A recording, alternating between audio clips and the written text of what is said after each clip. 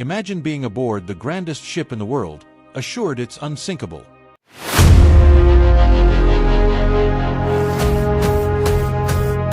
Then, suddenly, chaos erupts. What went so horribly wrong that led the Titanic to its icy fate, despite multiple warnings? Did arrogance, overconfidence, or sheer negligence steer it toward disaster? The RMS Titanic was hailed as a marvel of human engineering, a ship that could conquer the seas. But hidden in the cold, dark Atlantic waters was an iceberg lying in wait, a symbol of nature's unforgiving power. Hours before the disaster, the Titanic had received at least 6 warnings from nearby ships about icebergs in its path. Yet, these warnings went unheeded. Why? Were they ignored because of a blind faith in technology, or was it a fatal flaw in human judgment? As the Titanic sliced through the icy waters at nearly full speed, the night's quiet was interrupted by the dreaded cry, "Iceberg, right ahead." But by then, it was too late. The stage for one of history's most infamous disasters had been set.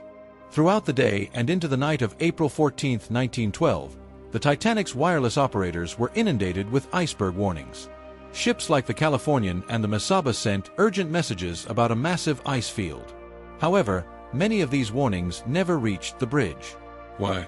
The Titanic's wireless operators, overburdened with personal messages from passengers to their loved ones, deemed some of these warnings non-critical. Additionally, communication protocols of the time meant messages had to be sorted by priority, a system that, on this night, would prove tragically flawed. Meanwhile, the officers on the bridge maintained the ship speed of 22 knots, believing that the ship's advanced design could handle any obstacle. Was this overconfidence born of human arrogance, or a lack of understanding of the risks? The Titanic's construction was a masterpiece of its time. With 16 watertight compartments and a double-bottomed hull, it was labeled practically unsinkable. This reputation fueled a dangerous sense of invincibility among the crew and passengers. Lifeboat drills were skipped, and only 20 lifeboats, far fewer than needed for all passengers, were provided, as it was assumed they wouldn't be necessary. Even as the iceberg warnings piled up, the belief that nothing could go wrong kept everyone on board complacent. This false sense of security would soon crumble, leaving tragedy in its wake. It was nearing midnight on April 14th when the fateful moment arrived.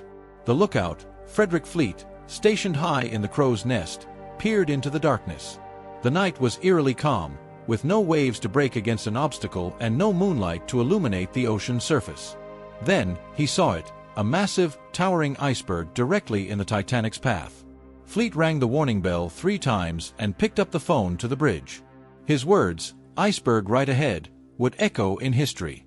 The officers on the bridge reacted quickly, ordering the ship to turn hard to starboard and reverse the engines. But the Titanic was a giant, and giants are slow to move. The iceberg loomed closer until its jagged edges ripped into the ship's side. The collision lasted only moments, but the damage was done. Water poured into the lower compartments, and the crew scrambled to assess the situation. The unsinkable ship had just been dealt a mortal wound. As the ship's officers evaluated the damage, they realized the grim truth: the Titanic was sinking. However, the passengers remained unaware. Captain Edward Smith hesitated to give the evacuation order, worried about causing panic. Precious minutes ticked away while lifeboats sat idle and passengers continued to socialize, oblivious to the peril. When the evacuation finally began, confusion reigned. Many passengers were reluctant to leave the warmth of the ship for the freezing lifeboats, believing the Titanic's reputation as unsinkable would hold true. Others, especially those in third class, struggled to find a way to the upper decks. The lack of lifeboats and the ship's poor evacuation plans quickly became evident. Some boats were launched half full, while others were overwhelmed with desperate passengers. The scene was a mixture of order and chaos, as the Titanic's fate became increasingly apparent. For those who didn't make it onto a lifeboat, the icy Atlantic waters became a death sentence. The freezing temperatures caused hypothermia to set in within minutes. Survivors described the horrifying sounds of screams and cries for help, which eventually faded into an eerie silence as the cold claimed hundreds of lives. Among the survivors, many clung to pieces of wreckage or desperately tried to climb onto lifeboats that were already overcrowded. Stories of courage and heartbreak emerged from the chaos. Some gave up their places in lifeboats to save others, while others fought to survive in any way they could. The dark ocean became a graveyard for over 1,500 souls, their dreams, and their lives swallowed by the icy abyss. The survivors' ordeal didn't end with the sinking.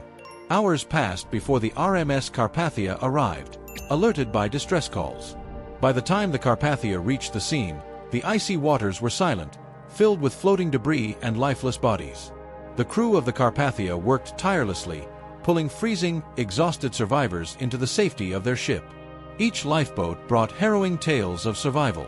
Families reunited, others mourned their loved ones lost to the ocean's depths. Survivors shivered, wrapped in blankets provided by the Carpathia's crew, while doctors attended to frostbite and hypothermia. As the ship sailed toward New York, the survivors grappled with the weight of what they had just endured. Many wept for those who didn't make it, while others sat in stunned silence, trying to process the nightmare that had unfolded.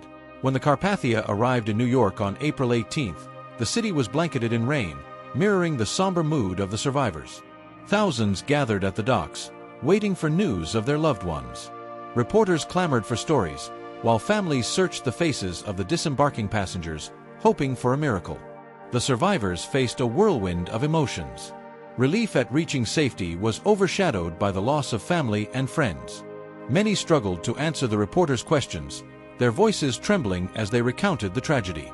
Some survivors, particularly those from first class, were whisked away to luxurious accommodations, while others, especially third-class passengers, were left to fend for themselves in a foreign city.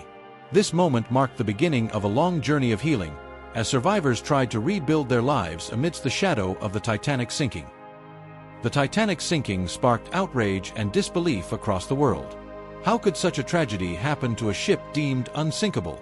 Newspapers were filled with survivor accounts, and public scrutiny turned toward the White Star Line and the ship's designers.